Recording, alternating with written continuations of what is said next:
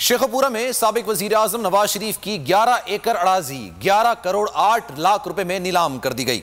नीलामी के लिए 3 बोली दहंदगान मैदान में आए। मोहम्मद बूटा नामी शहरी ने 1 करोड़ 1 लाख रुपए फी एकड़ के हिसाब से बोली लगाई। डिप्टी कमिश्नर नीलामी से मुतालिक एहतसाब अदालत को आगाह करेंगे। कार्रवाई मुकम्मल होने के बाद तमाम अराजी मोहम्मद बूटा को अलॉट कर दी जाएगी।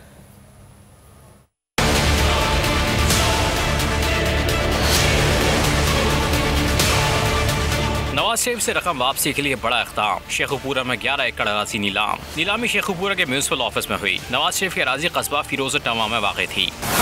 नीलामी के लिए 3 बोली दहंदगान मैदान में थे।